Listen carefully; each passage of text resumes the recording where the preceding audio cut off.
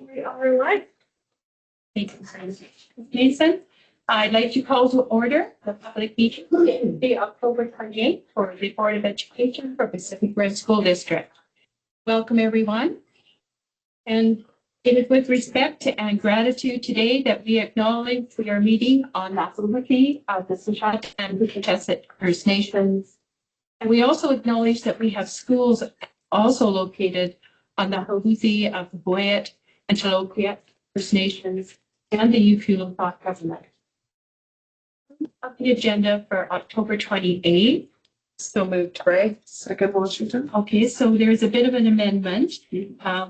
Unfortunately, Ms. Ross is not able to be here today. So 10.1 and 10.2 will be moved to a future meeting. So just indicate that on your agendas. And with that amendment, all those in favor to accept the agenda. Thank you. Carried. Any conflict of interest to declare? Okay. Moving down to number 4, adoption of the minutes.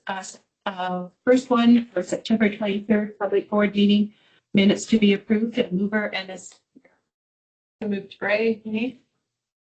Second door. And I also just, can I have a comment on that as well? Just for the both minutes, that it says Vice Chair Bray. Yes. Thank We'll you. change that. Thank for you. Thank you. So for both of them, For both of yes. us. Yeah, thank you. Trustees Zanetti? The chair, and also I sent some other amendments. Just want to acknowledge those. Okay, that's awesome, and they were accepted. Okay. So for the first one, Bray moved, seconded by Orr. All those in favor? Thank you. And for September 26th, public board meeting, special public board meeting minutes, mover and seconder, please. Washington. Second, Bray. Thank you. All those in favor? With the amendments. That's great. Thank you. Right. And so we have such a wonderful array. Welcome to everyone here today. And so excited to have a student voice with us. And I see this is McQuina Elementary students. Welcome. Mr. Peterson, would you like to introduce students? Well, this year we looked at this opportunity with Student Voice to ask our grade 7s about the upcoming grade 7 transition. And we wanted to just kind of hear their thoughts. And I want to acknowledge these students volunteered to come here. So thank you. And we appreciate their families bringing them on this wet and rainy day. Thank you, everybody, for coming. And I don't want to say too much, so I'll pass it on to Lulu. This year, McQuina surveyed 34 grades and students. Just maybe. Oh, just 1 second. Then We're just gonna I wasn't sure when. PowerPoint. Sorry, I will catch up.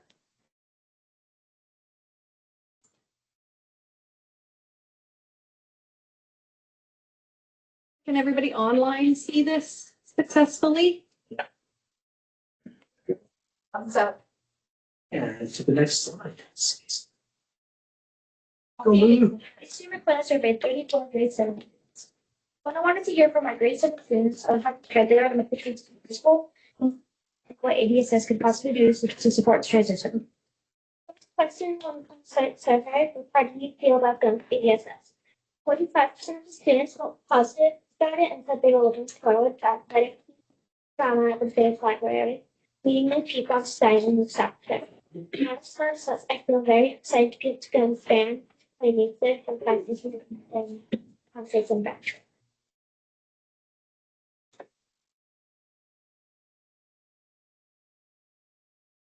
27% answered that they felt negative about this, and they said that they were nervous, scared, shy, afraid of being away from friends, that they would miss McQuina, and that they worried about homework. Our responses out of this question was, I feel quite scared but excited. I feel like it will be a good fresh start and a whole new chapter in my life. The second question was, how prepared are you from your time at elementary school to move to the high school? 69% of students said they were prepared. They said they were ready for long classes, math note taking, and other academic classes. My response was, I feel very prepared for high school, for all the years of learning in elementary school, and all the mistakes I've learned from. 60% of students felt unprepared. They were feeling a little nervous around other kids. They wished they knew their teachers, worried it would be way harder, worried about multiple classes, and wanted more math material. My response was, I feel very prepared. I've learned a lot from school. Their question was, is there something you wish McClintock could have done to prepare you for high school? 59% said McClintock could have helped by teaching about class movement, more homework, help kids that struggle to make friends, more music in elementary, more math review, and more note-taking skills. And my response was, I wish that somehow McClintock can show us Anella's experience with class change and bands like at ADSS. That students were asked was, what things do you hope that ADSS first meeting? 31% said that they hope to have at least one friend in the class. 20% said that they hope to have academic support. Response was, I hope they can start the year with them being grade 7, but just struggle to get it. 28% of students said they really hoped for a math schedule and support for class-to-class movement. Some of their wishes were for classes to start easier at the beginning, lots of reviews, and kind teachers.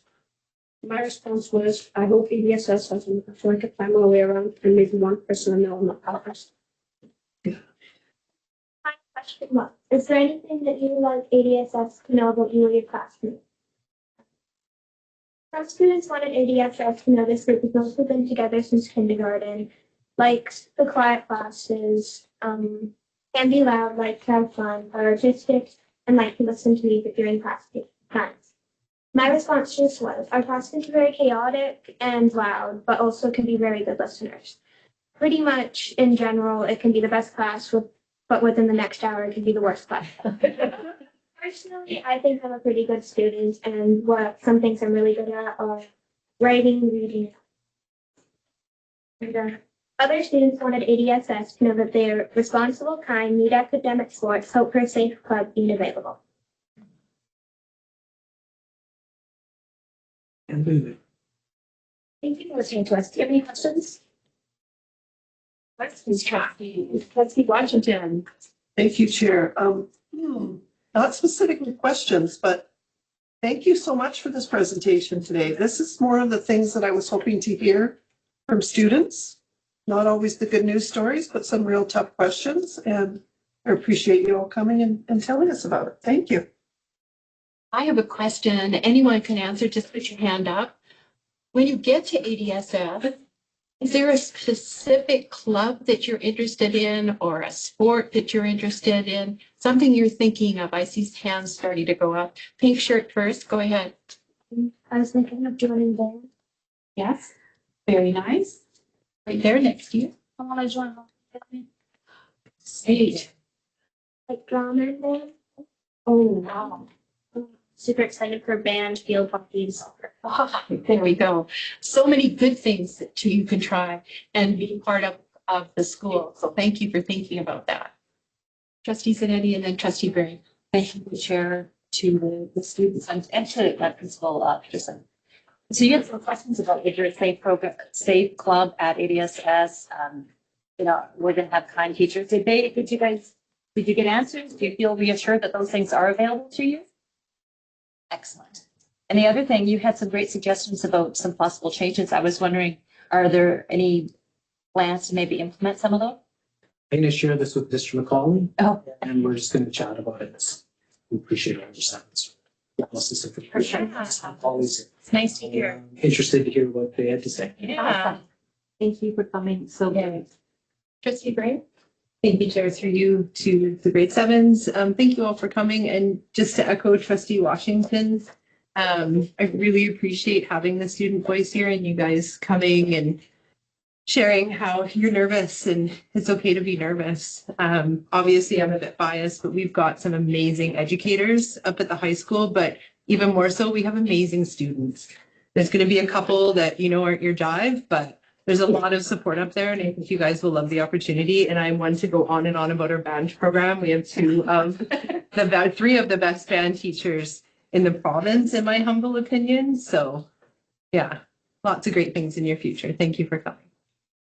And I want to thank you again for coming. This is really important. As I said when you first came in, trustees really want to know all those kinds of things. We like to hear from our students. And I think you will really, truly enjoy ESS for sure. So thank you very much for coming today. And thanks to mom and dads for, yes, to everyone. Thank you.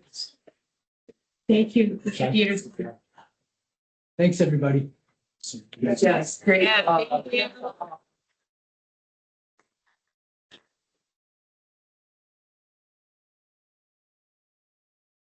It's so good. Awesome. Thank you for coming in town to us. I was on the slide.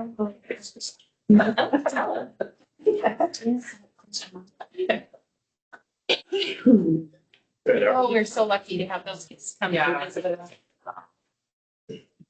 Thank you to McQuina Elementary and Mr. Staff. That was perfect. Pleasure.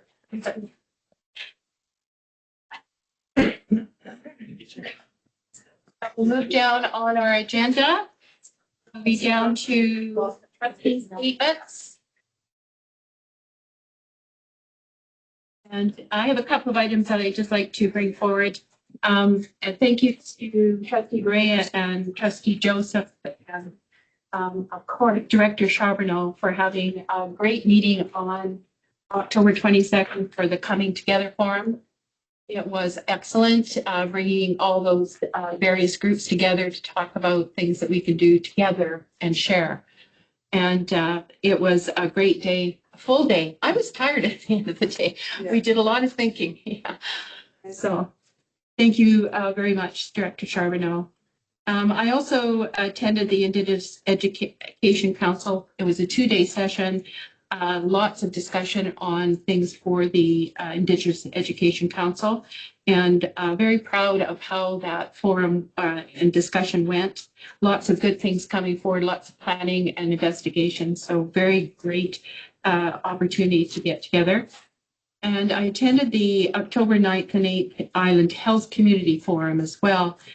Their vision was on huge posters, and they have recently built these beautiful posters that say excellent healthcare for everyone, everywhere, every time. And lots of good conversations and listening to the community, which was important. And many people there had an opportunity to speak directly to the board that looks after Island Health and have discussions on different topics at the table. So it was well worth being there for that. Any other, trustee Orr, go ahead. Oh, thank you, Chair. So I attended provincial council on the 21st, and I just wanted to give trustees a few updates on that.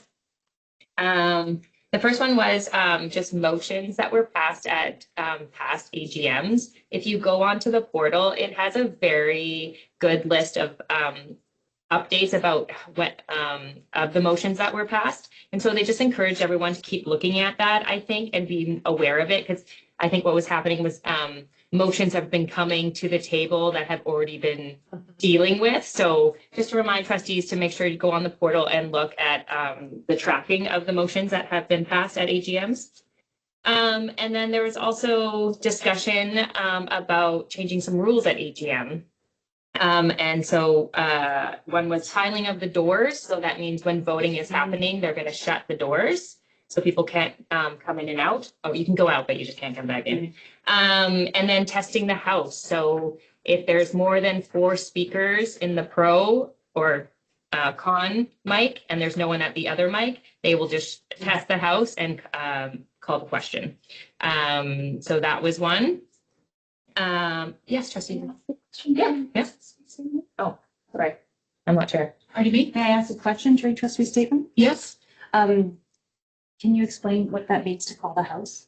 Yes, test the house. Test the house, sorry. Yeah, so test the house would be, so if there's more than 4 speakers on the pro, I'm just using pro as an example. And there's no, and all 4 of them like spoke for a pro, and more people were there lined up behind them, and there's no one on the con. They would say, we're going to test the house. Do we want to vote? They would call the question.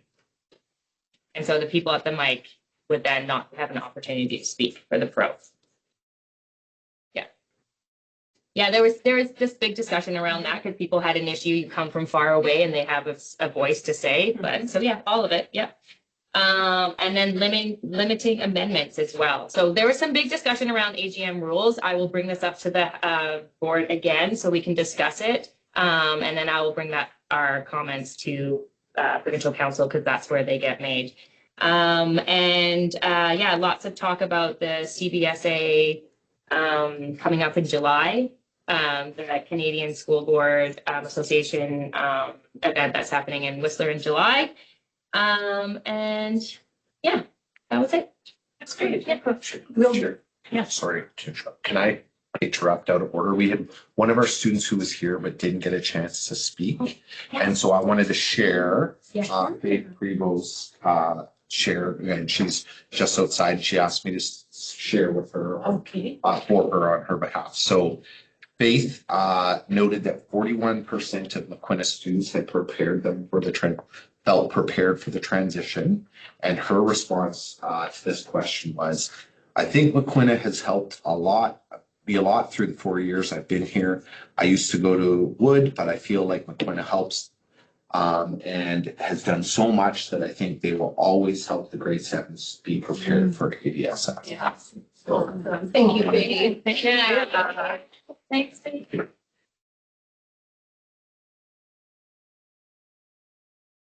So that's a report from BC will help to expedite the AGM motion activities. So things will drag at times. Excellent points. And they're used in many different applications. So we've seen them before, but that's years ago. I'm glad to see them moving. Yeah, they're just, I think they're, sorry, what was his name again? The new Trevor, thank you. Trevor was just trying to, I think, update and wanted to see how everyone felt about the rules and, all that stuff. So there was big debate, don't get me wrong, on all the things that he was talking about. So, Yeah, no, excellent. So thank you very much. All right, and any other trustee statements, Clay? Thank Trustee you, Gray. Chair. I just attended the Coming Together Forum, which I echo Trustee Craig. Thank you so much. I have some more availability, so I'm happy to be able to join. It was just so nice to have all those service providers together and really just hearing everyone's voice because everybody brings such a different perspective. So it was great. Thank you. And I attended the city's committee of the whole meeting and I watched the meeting, was that last night? Online, yesterday afternoon on YouTube. So yeah, committee of the wholes are, they're good. Lots of stuff going on. Yeah. Excellent. Awesome. Thank you. All right. Any other trustee statements? Anything on the, okay. Moving down to, Trustee Joseph. sorry, trustee Joseph, go ahead.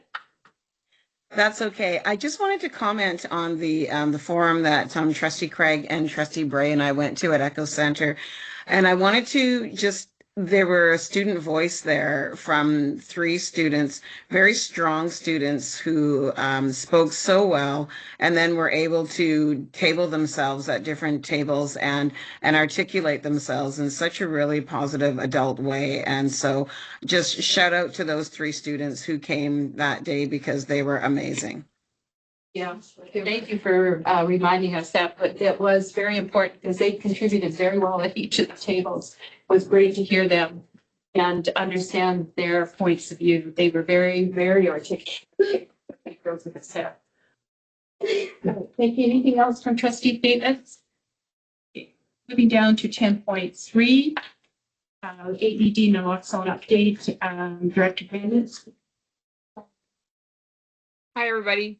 Thank you. I just wanted to provide an update based on a presentation in a previous meeting. Just would like to update and let everybody know where we're at.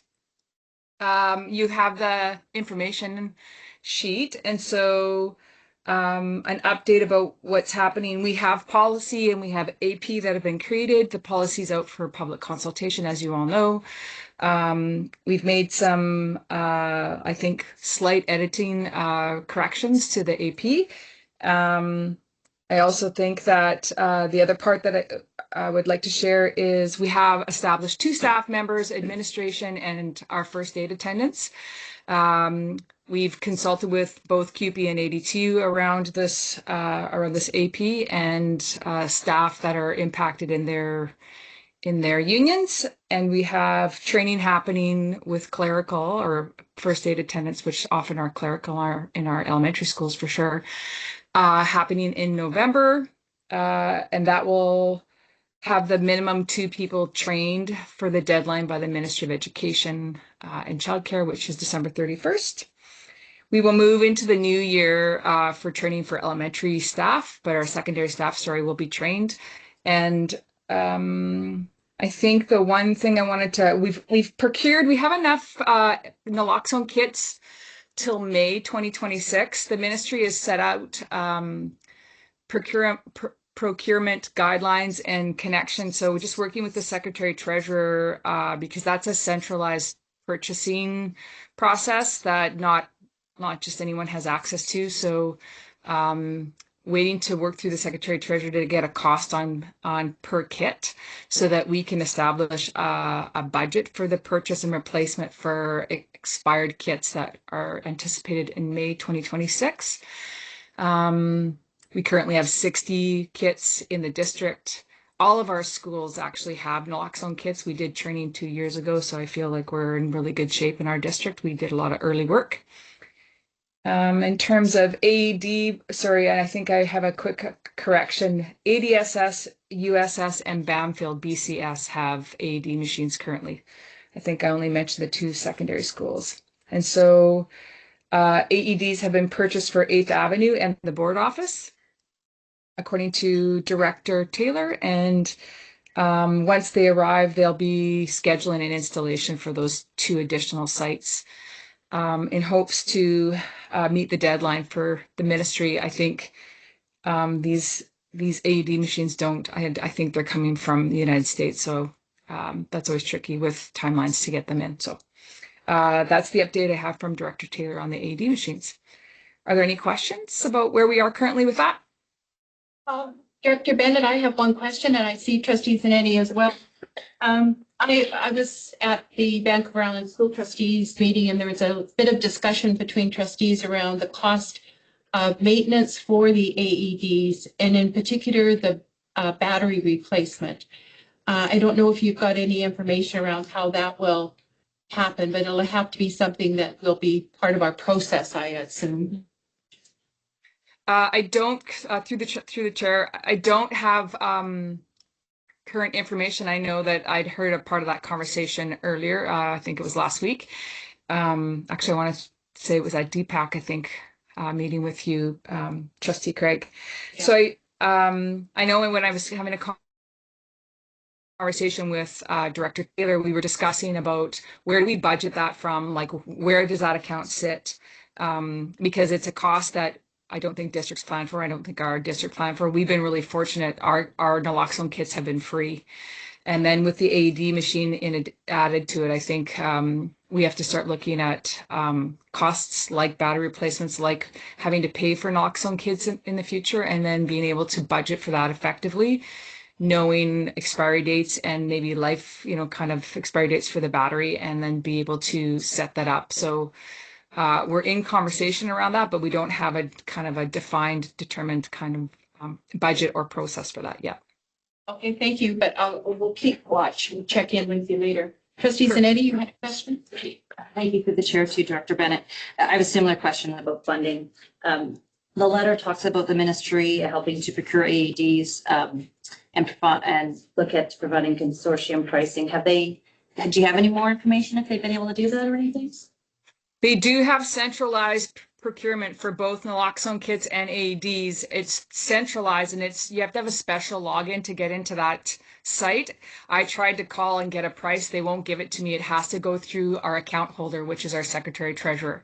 So I've emailed Secretary Treasurer Ross and asked for her to gather information on the district's behalf, but I think she's been away for a couple of days, so I haven't been able to gather that information. Upon a return, I'll follow up with Secretary Treasurer about that.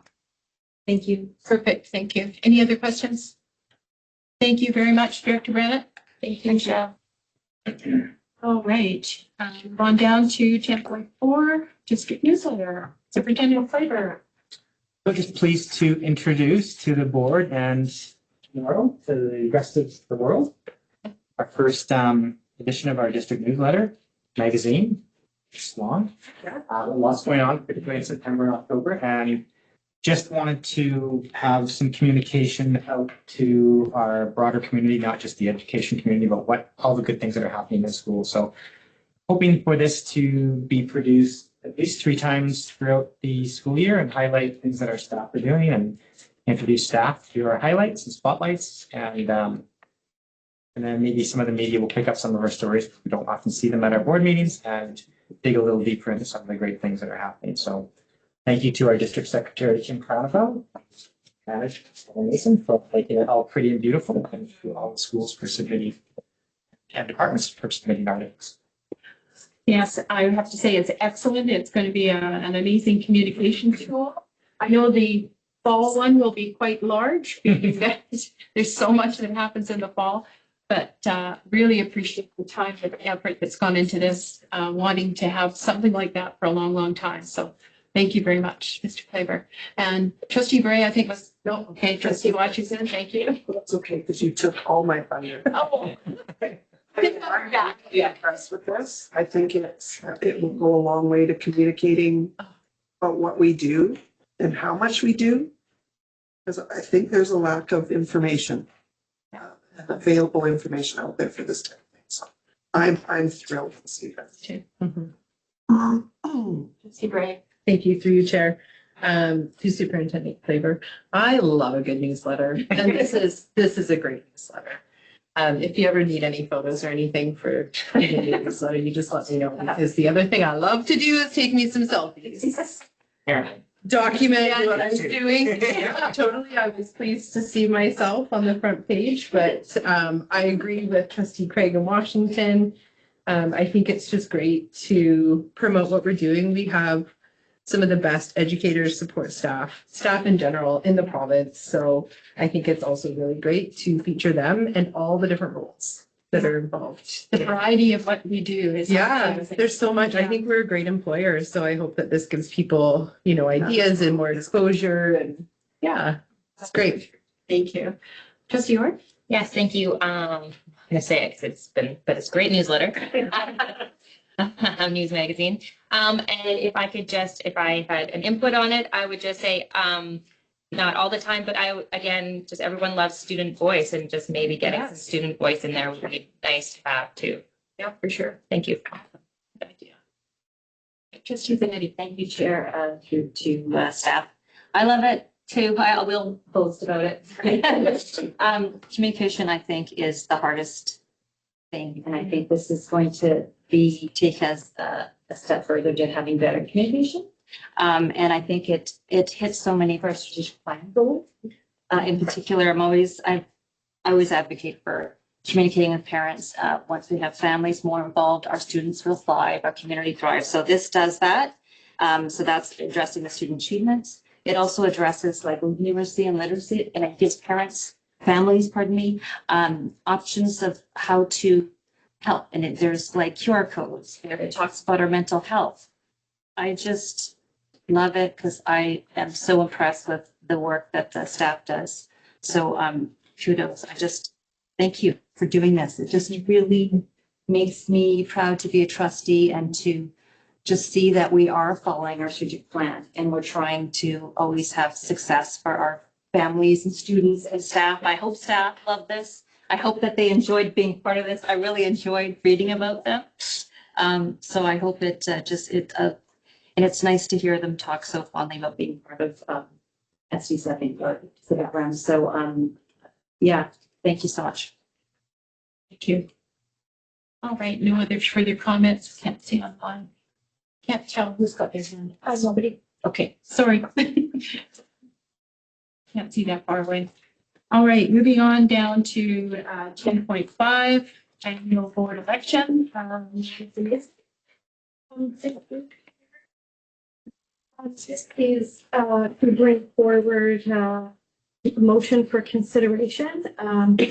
Should the board, excuse me, our procedure determines that each year the board brings forward a motion requesting for election of the position of chair internally here, and may also put forward election for the position of vice chair. So what I'm asking, as per my report here, are for those motions to be considered. Should those motions be passed, the internal election will be held at the next public board meeting on November 25th. Are there any questions? Trustee Gray? Thank you. I'd like to make a motion. Okay. Can I do two together, or do you want me to do them separately? My act. Sorry. Through the chair, I did put them down as separate motions because they're Two separate items. Okay. I'd like to make a motion that the Board of Education approve that an election for the position of chair be held at the annual public board meeting on November 25th, 2025. Moved by Trustee Gray, second by Trustee Washington. Any comments? All those in favor? Carried. Thank you. Moving on to the second motion. Trustee Washington. I would like to move that the Board of Education approve that an election for the position of vice chair be held at the annual public board meeting on November 25th, 2025. Second frame. Any comments? Okay, all those in favor? Carried. Thank you. All right, public election. That. Moving down to 10.6, childcare update. Do I just stay in this chair, or is there Whatever you like, wherever you're comfortable. a line? Catherine, if you sit here, they'll be able to see us. Oh, yes, I won't see you. That makes sense. Okay. Hello, everyone. I'm excited to be here and give a childcare update. So we are excited to be able to offer childcare on school grounds, especially the ones that so presently we have childcare on school grounds at all our childcare sites other than Banfield, but we have a really close partnership with Huey at Powatts there. And with the ones that we're talking about today was we were able to access Ministry of Education childcare new spaces dollars through the capital program. So for example, at McQuina Elementary, we're excited with Métis Nations BC, and I've spoken about that before, but we are moving ahead further. It's almost a village. I'm sure many of you might have driven by and seen it, in place, but we're very close, not quite where we wanted to be, as with Bales, there's different delays, but we are looking at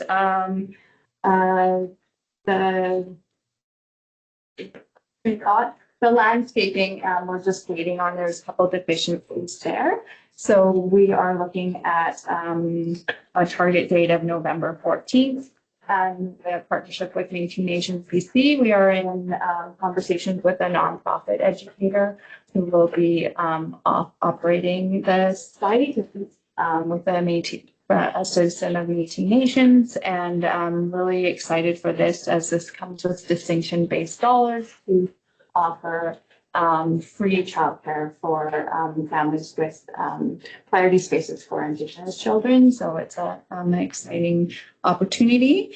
And so we were looking probably by the time the build and the operators in place, not till the new year. So in January, February, March was just set as a kind of for the funding report, but we're really hoping before March that it will be up and running. I tell the story further in the newsletter about our relationship with Métis Nations and working with Sashot. So you can see the story in the newsletter that really speaks to the collaborative work that we've done there. And then we also have Wood Elementary School, which we're really excited about. So that's 128 spaces. We have that there's some deficiencies that we were hoping, looking at in October, but probably closer into November once we get occupancy. We're working with a nonprofit childcare operator at the moment to sign that agreement. And it is a large space, and just with the workforce consideration, early childhood educators across the province, there's a crisis to have certified early childhood educators. So really working with a staffing plan and a licensing process as well. So we're looking again into the winter months, January, February startup. And then we have Wickaninnish Community School, taking care of children. We are excited to announce that we've signed an agreement with the District of Tofino to operate out there. And they are working with getting licensed. Licensing officer is going to be visiting next week, and we're really hoping as of November 12th, they'll be able to operate if everything goes well with licensing. And so, again, with the workforce consideration, they're going to start off slow. So kind of a phase. So as you can see in my information sheet, first they'll start with 3 to 5 care, and then slowly work on getting their staff trained and recruiting more infant toddler certification, and then work to get towards school age care. So we're really excited for this partnership. They already have a close partnership with Wickaninnish School when supporting kindergarten transition. So we're excited to work closely with the District of Tofino on that. And then John Howard Elementary, it's an interesting, we've had an expression of interest out and someone was interested, but just with the demographics, it has been historically low attendance. So unfortunately, we're going to be putting the expression of interest out again, but as a district, we're going to be thoughtful how we can brainstorm that within our infrastructure, how we can support that. So that expression, currently right now, we don't have an operator in place, but that expression of interest will be going out again. And looking at our early learning portion, so Wickaninnish Strong Start, just an update about that. The position is vacant. We've advertised it, and we just haven't been able to recruit anyone, especially out on the West Coast with early childhood educator crisis, especially out on the West Coast, and the cost of living. We've been, searching out across the BC, but just with the funding that we do get, it's a 20-hour position. So to have a 20-hour position with the cost of living at the West Coast, it's not financially feasible. So as a district, we are trying to be thoughtful and be creative. So we're still meeting, but really we want to keep those connections strong still. And we're with our community partners, Pacific Care Child Resource Referral, and our early years transition facilitator, Linda Russell, has been going out to connect with through pop-up plays and keep those connections strong while we have that position vacant at the moment. So yes, we are, those are kind of where we are, but we're working to get these spaces licensed and to work with our partners to be able to ensure that we can offer these spaces to children and families in the new year. So, questions? Go ahead, Trustee Washington. Through the chair to Director Charbonneau. In particular, the two in Port Alberni at Wood and Maquina. Mm-hmm. Have we already put out feelers to parents? And are we already fully subscribed? Yeah, so it's an interest list because with licensing, you can't take registration before there's a license in place. So right from the beginning, I put that interest list out through our Microsoft Forms. And like for Wood, at the midday I put it out, my email was going off the hook. So I had to turn the notification off. But we have, there's a huge need. Families are really needing this, and same with the other sites as well. So families are aware they're on the interest list, and then as soon as the nonprofit providers have their license, they will be reaching out to the families to start the registration process. Thank you. Any other questions? Trustee Zanetti? Thank you, Chair, to Director Charbonneau.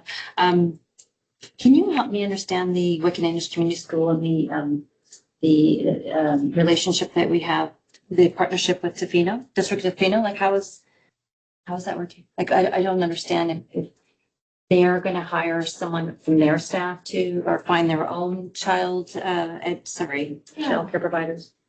So all of our childcare, we have an agreement in place, so they're nonprofit or provider or a municipality. So we have an agreement with them to offer care on site. So they are offering the care and then they are hiring their staff with a partnership in place with us. So we're providing the spaces and also an opportunity to connect within the school staff and connecting with the children and families to create that seamless relationship. So, but we have that agreement in a place for them to provide the care. Can I just ask a follow-up? Go ahead. Just to understand better, so they're a licensed child care provider. They're just, instead of us finding one, they're finding one. Is that kind of how that's happening? Yeah, so they are holding the license to operate childcare through Island Health, and we're providing the space and we have the agreement with them to offer childcare on school grounds. Is that? I think it does. I'm just curious if it's a different process. Okay, Superintendent Claver has. Just wanted to clarify, correct me if I'm wrong, but the District of Tofino was already running a child care center. Yes. They lost that space to use, and so they were looking for another space to use. So it's sort of, they just have to ask for another license because it's a different facility and they have to inspect the building. But they were already doing that. They just couldn't find a space. And Thank you for that. it's similar, like, my concern is the quality of care. We have standards of childcare providers. I'm assuming, the city, I'm sure that they would have the same standards. I just wanted to kind of clarify my understanding. So the process is they apply for a license, and licensing then requires a fairly exhaustive list of things they have to do and their qualifications of their staff and the holders and every child and stuff. And then our contract with them also has some requirements like our policies and procedures and some of those things. So it's actually a sort of double whammy in some cases like that. And we make sure that the agreement has that language in there that, we're ensuring that they're following best practice and following the licensing regulations. And so, and that we're working in partnership together. One more question. Yes, on a different school. Thank you, Chair, again, to Director Charbonneau. It's just about John Howitt. So we don't, you may have told me this in the past, and I apologize if I don't remember correctly. So we currently do or do not have any child care, I hope I'm using the right words, services at John Howitt, either before or after, or what have you. Correct. We, yes, we There's put no an expression of interest out, and it's, the operator that was interested kind of was looking at we've had 3 other operators there. We piloted it there as well. Even when we were operating it, we weren't full. It's a 24 space childcare, and we were, max at 12. So just with it wasn't financially feasible. So we are really looking at the district right now, how we can support that and see. Yeah. Trustee Washington. Sorry, I have a question now. Excuse me, Director Charbonneau as well. So if there is such a need in the valley for childcare spaces, how do people get into the John Howitt childcare, and do they have to be from the area? Can they just be from anywhere? It would seem that it would be with childcare a huge need in the valley that we could fill those extra 12 spaces quite easily. Yeah. So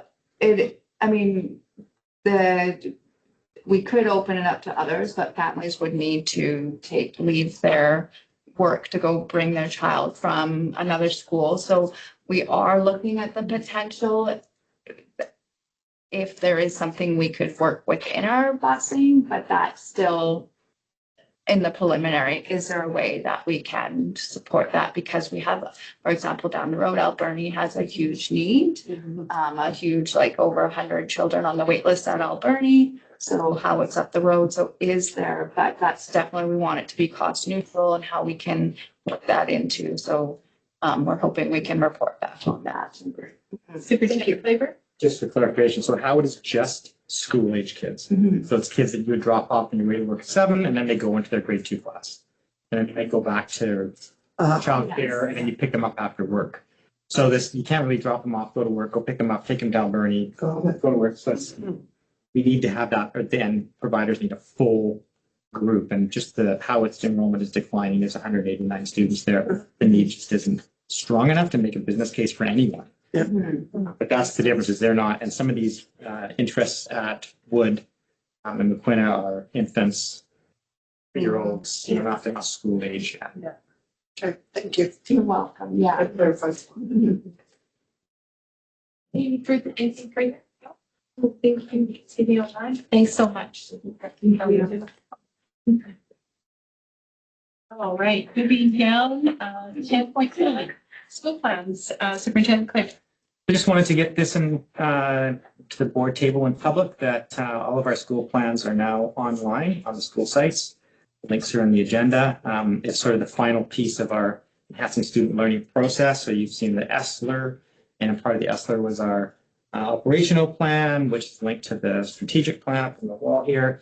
And then this is sort of the third leg of the stool, which is alignment between what's happening actually at the school level, not just the district level on the board table. So they're all complete. We started to work on them with staff in the spring, May and June.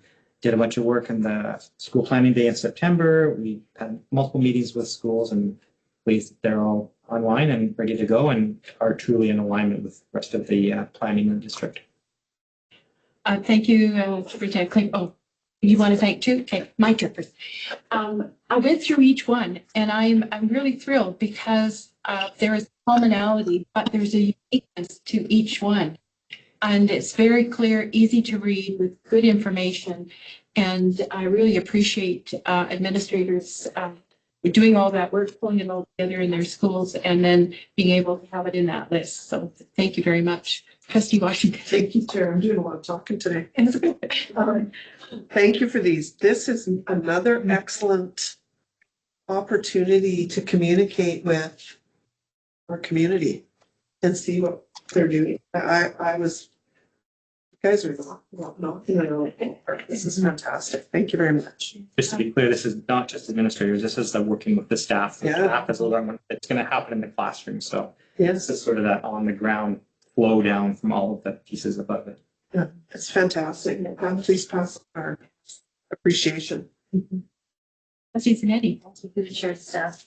Yeah, I love these too. And I know at DPAC meeting, I always encourage parents to, families to read this and to get to know what the challenges or the goals and the little interesting, unique features and their ways to address the concerns in their school. So yes, I agree with everything you said. So how are we getting this communication, right? It's always a tricky thing. Is every school putting this in their newsletter? Is it going to everyone on their apps? I don't know if I've seen, maybe I have seen on the apps. Are we maximizing our ability to reach parents? And those are only some parents. Some parents don't do apps, don't do this and that. And I don't know if newsletters probably don't go out with paper anymore because it's not the idea. But yeah, how are we doing that? Are we doing that? So the consultation had to take place with all the PACs. So all the PACs have seen this. So part of that is PACs helping to spread that information. Also, all of the education managers of any of the nations that the school works with were given this. Besides that, it's sort of up to the schools to advertise, but you're correct. It goes on the website. If you have the app, it should ding that there's an update to the school website if you have the app. Besides that, it's, just too late for the district newsletter, but the next newsletter could have sort of that little piece with the links to the school plans as well. School newsletters though. It's put it, I believe most schools have started. Yeah, they should. And I don't get copies of the school newsletters, but I'm assuming they are communicating. That. Okay. Maybe a big assumption. I'm not sure. I can ask. Anything further? Any further questions? Trustee Ransom? Well, thank you, Chair. Through you to Superintendent Claver. I just had some comments on the school plans. I think it looks like there's a lot of work was done on these plans. I really congratulate the staff and the administrators for putting all the work in. I specifically wanted to ask some questions about the ADSS school plan. It's quite interesting under the innovation and strategies on page 4. They talk about their grit and their school goals, their growth, respect, innovation, and thoughtfulness. And it sounds like they needed to refresh that a little bit, and they're considering a focus on transitions from grade 8 and 9 to a focus on transition to grade 10.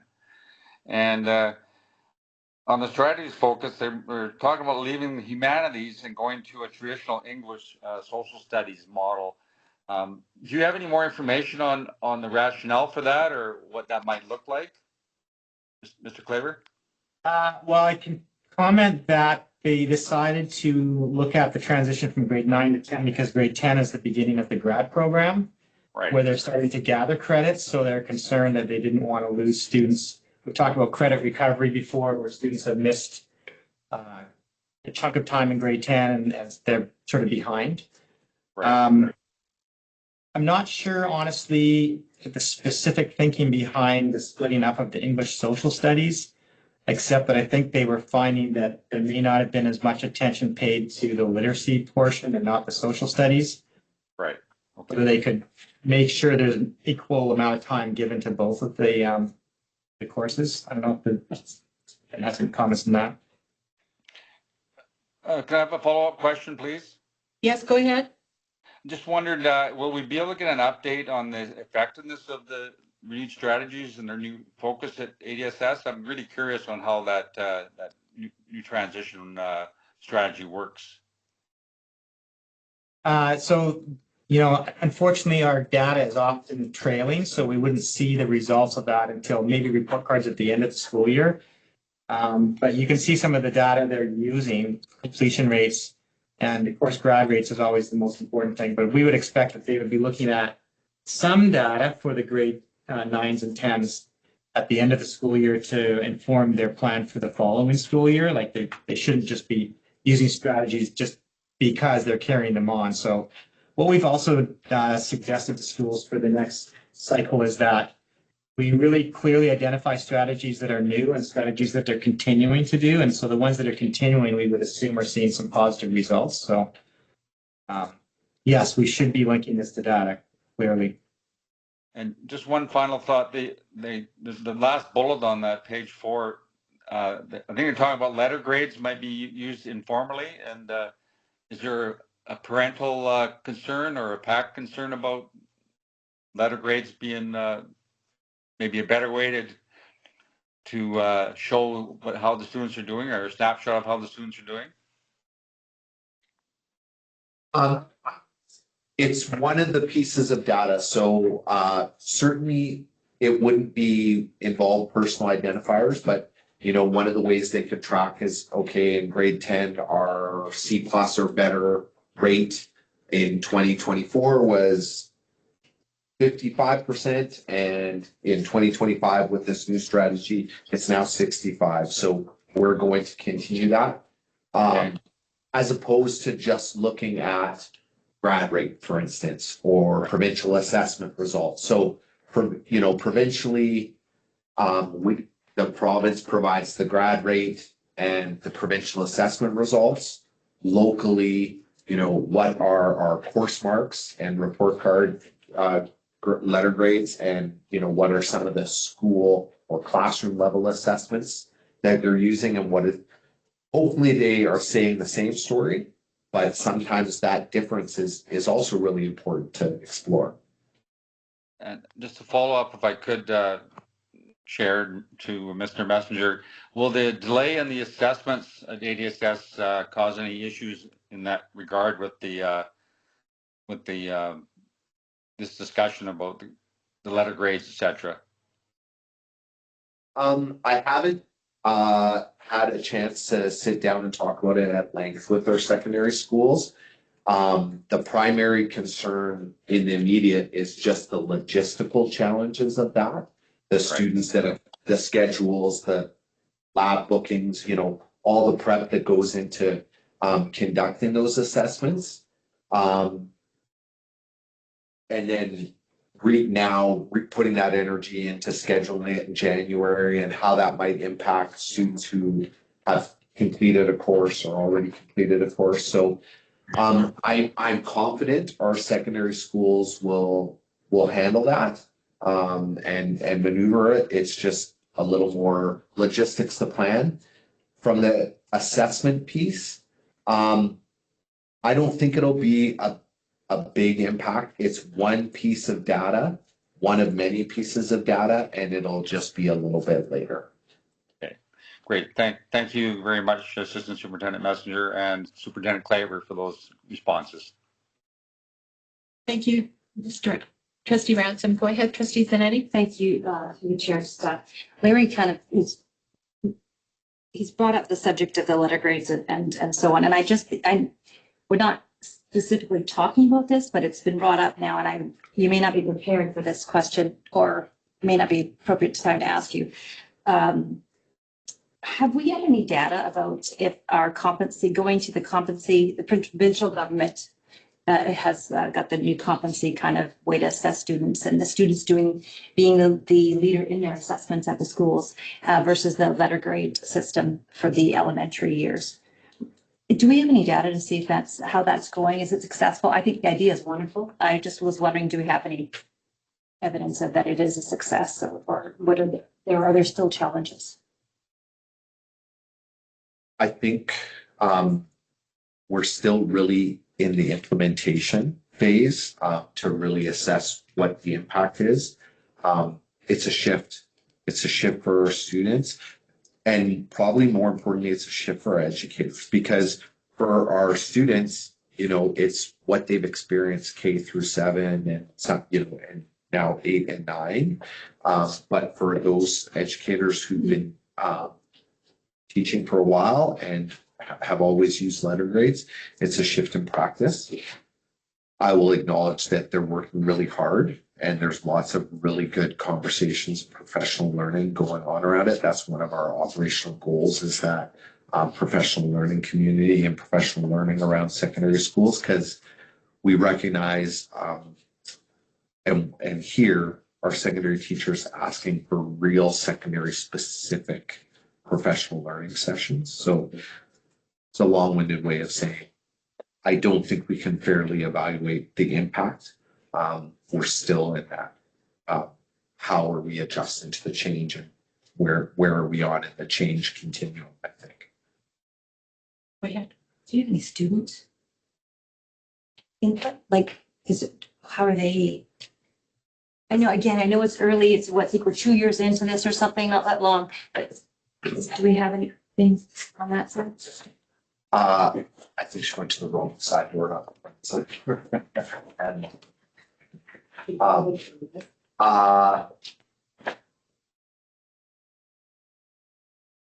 In district wide, no. I think in small pockets, yes. I mean, our land-based learning is an example of that competency-centered learning, and we actually just heard from one of our directors who was in 8th Avenue Learning Center, and hearing from the students who were just thoroughly engaged with the way they were learning there. So we certainly hear from students that when they're engaged and in their learning and assessing their learning and articulating how their competencies are developing, they take ownership. But I also know in some situations they ask the students, like, I like the letter grade because I know exactly where I'm at, right? And we're not always sure if they yet had that competency function. Thank you. Good conversation. Thank you. Nothing further. All right. Moving down to number 11, policy development, 11.1, policies out for consultation. Trustee Zanetti, did you have anything you want? Yeah, thank you. Yeah, so going to amend the wording here a little bit. There may be some confusion with how during the policy committee meeting I suggested go to consultation process, but that's coming forward. So I just want to amend that to say that the Board of Education directs staff through the superintendent to publish the following draft policies for a 30-day public consultation period for the following, the listed policies there. Second by trustee Moore. Any comments, anything further? I didn't catch the mover's name, sorry. Trustee Smithy. Thank you. Okay, all those in favor? Carried. Great, thank you very much. And there are no policies for adoption at this time. 11.2. Moving on down, no notice of motion. 13, correspondence action required. A request for support from the BC Association of School Psychologists. Any comments or questions from that? Trustee Gray? Yeah, sure. Thank you. Did we reply?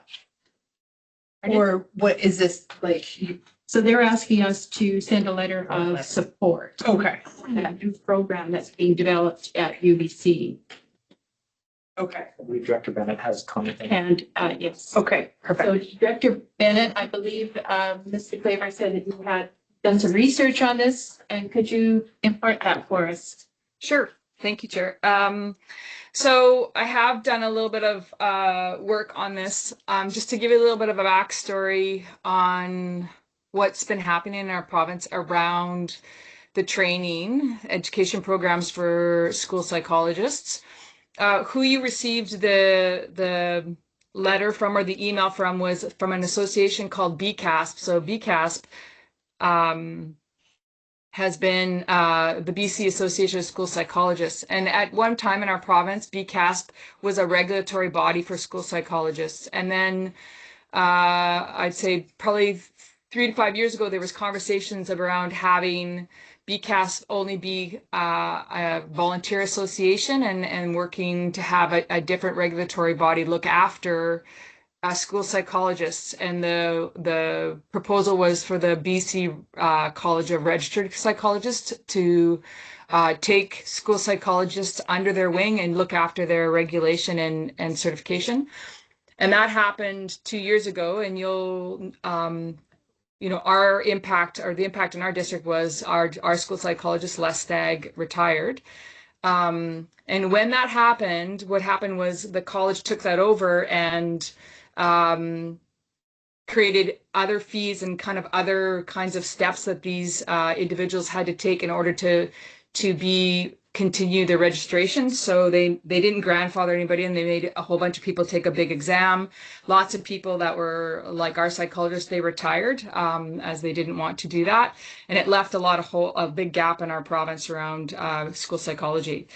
You'll see in the letters that were presented by BCASP, their data is they're expecting 60% of the school psychologists in BC to retire in 1 to 4 years, and 35% of those individuals that are working can't supervise practicum placement. So if you fast forward to where we are, we have this significant shift in the regulation of this position and the work that they do. And it has to be, I think, managed well, because they can diagnose intellectual disability. So there was a part of the rationale to move them under the college was to protect that for these positions. When I went and did some inquiry, I went onto the UBC website. They haven't actually ran their master's programs. Right, there was 2 institutions in BC. There was UBC and SFU that for this degree for school psychologists. It's a rigorous program. Then they have to do like a 1,500-hour internship after, which is like a full year of work to be able to write their exam and get qualified. So it's actually quite a rigorous program. When I presented this query on our Vancouver Island case, which are all the school districts on the island get together, inclusive ed leaders in districts got together. I asked the question, and no one had written a letter at that time, which was the beginning of October. And so some of the districts weren't even aware that was being requested. So I don't know if it just didn't filter down from boards. But when I went through the letter and I looked at what they were asking from the district, there's no doubt there's a need in our province. What's happened is, individuals looking to go into school psychology are going outside of the province. And the standard in the country right now is University of Calgary. And University of Calgary has pivoted to respond to the need of people to stay in communities and try and learn in a way that's has different delivery models for probably 15 years. And so UBC as a post-secondary institution has not made this pivot in this field. And so they're looking to revamp, and the letters are asking for support from districts. I'm kind of curious. They haven't really provided a lot of details about what they want to offer, and they're asking a lot of information. They're asking districts to provide a lot of detailed information without, to my knowledge, a lot of consultation. So I'm curious about that. They're proposing a hybrid model, which I really support. I think people need to be able to learn in their communities and take opportunities to go, like do a residency in the summer or whatever that might look like at the institution, so that they can do both, so they can maintain work or stay and look after their responsibilities at home. So I support that. They also talk about a Grow Your Own program, which is very much like other programs they're doing in education with their teacher of deaf and hard of hearing and their teacher of students with visual impairments. Currently in our district, we have one individual teacher who's in that master's for TSVI, and so they're learning as they're working, and they'll have that credential. And they have a grant, a specialized grant that they're given to help pay for tuition. So the one concern I have about what they're proposing is they have one cohort for every 3 years. So they're only hoping to put 25 to 30 students through their program once every 3 years. And that concerns me because that doesn't address the stats that are presented by BCAS. That's not going to help us in the next 3 years. They're hoping to not propose this program or launch it till 2027. So I think it may be in the long run, like in the next 20 years, a good plan, but I don't think it addresses the need in the province right now. We'll continue to have prospective students go out of province to get their learning. U of C offers their program every year. So I think if the board is interested in providing feedback, I think, or endorsement, my suggestion is supporting that a program be revamped, but I think they should do more thorough consultation around what is actually needed. They ask about some of the role or responsibilities a school psychologist would take up, but I actually think they need to do more fulsome consultation to get, I think, real information about what districts are needing in this province for this role. Right now, our district, we contract this work out.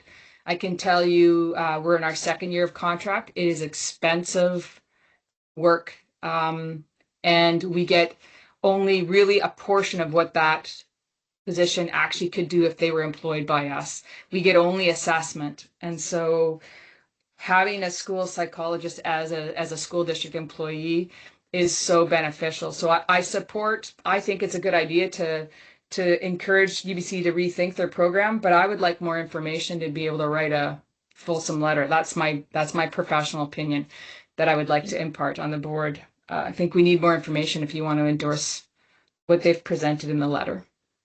Well, thank you, Director Brandweidt. I fully agree. We certainly do need these individuals for our students.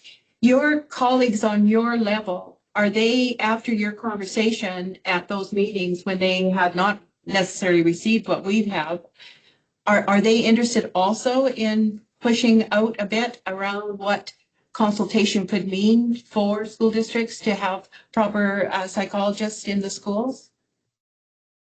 The feedback I got, and I spoke to someone who was a school psychologist and is in senior management now. There's some skepticism because of, I think, probably previous relationships with with UBC particularly. They're an elite institution, and I don't think they were maybe a collaborative partner in the past around sort of this kind of programming design. And I think that, so there's some skepticism around, how much collaboration will they actually do?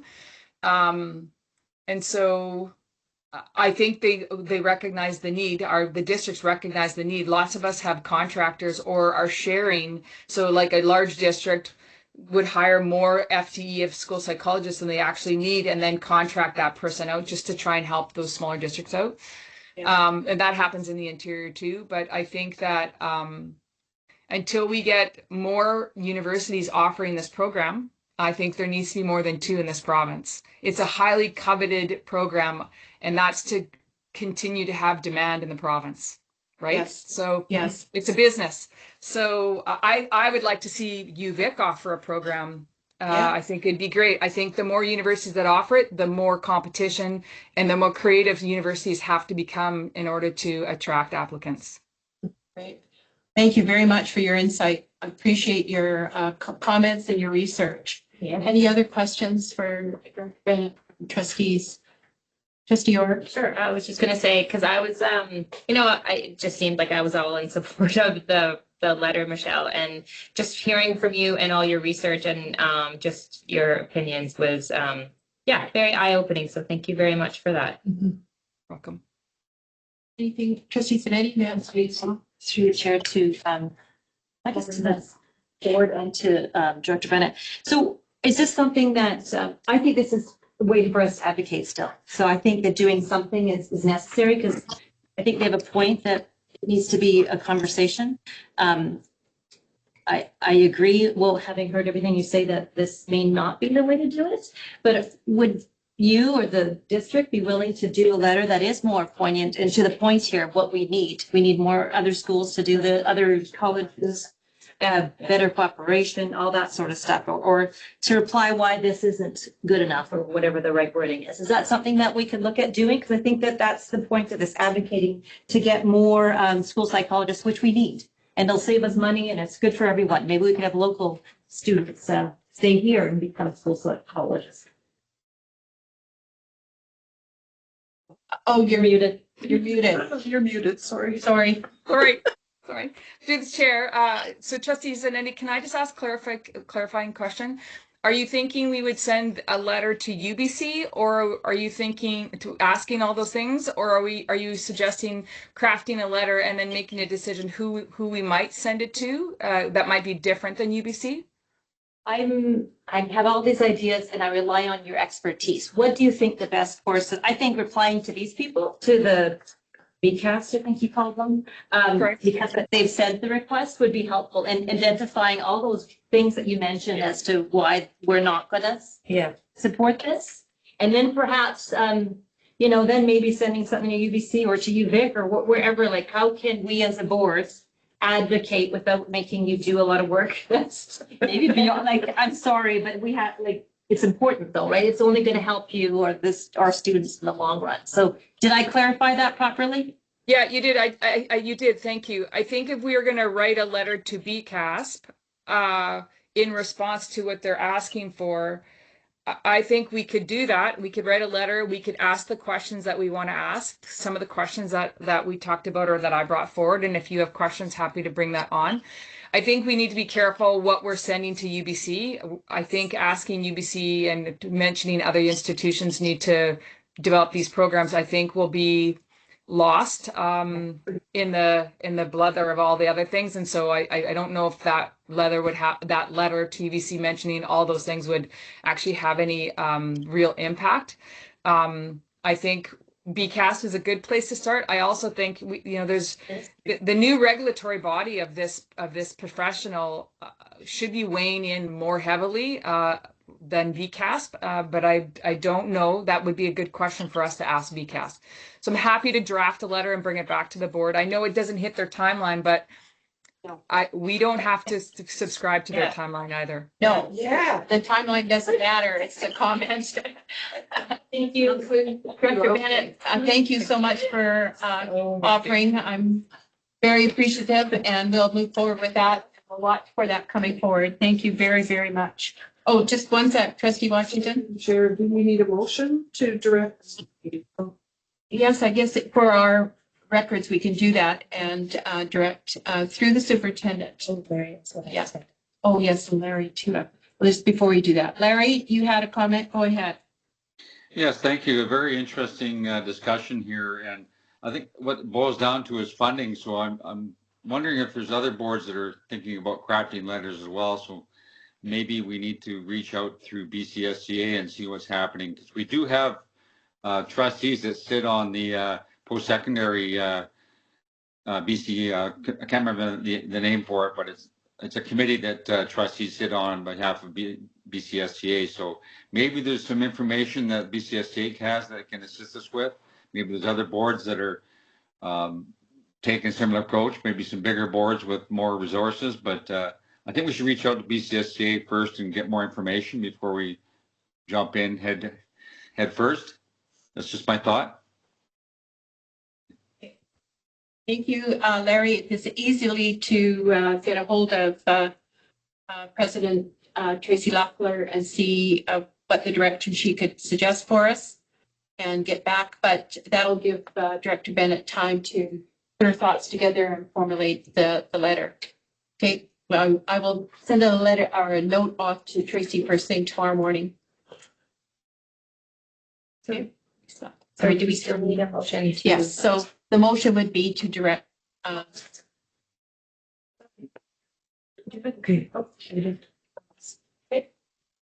Okay. So we'll direct a motion to the superintendent to ask Director Bennett to formulate a letter in response to BCAS.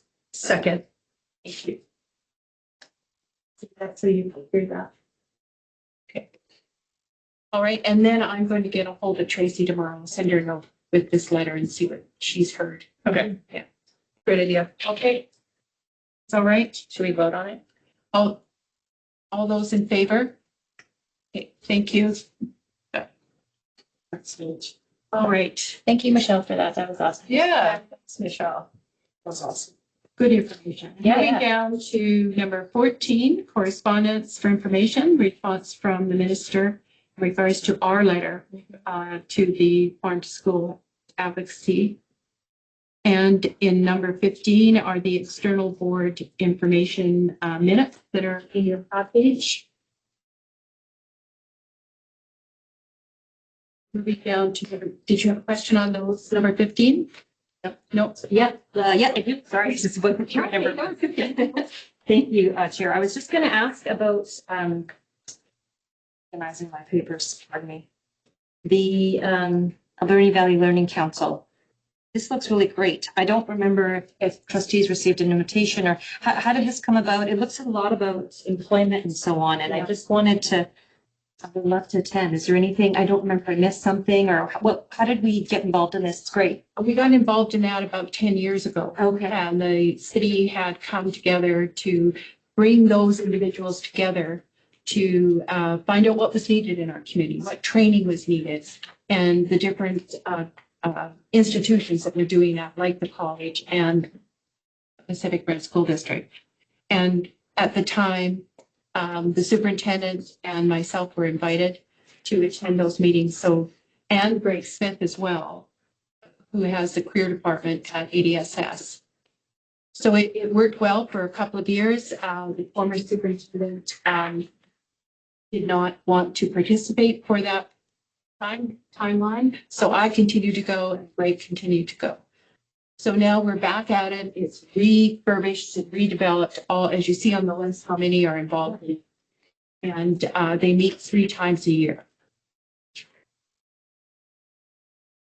So is this something that should be added to our external committees? Yes, we can think about that for the next board move forward. Because we didn't know for sure if it was going to continue. Some people couldn't attend at certain times, but it's really reestablished itself quite strong. And people are really appreciating that opportunity to exchange conversation and alert the community to what is needed and what is going to be offered.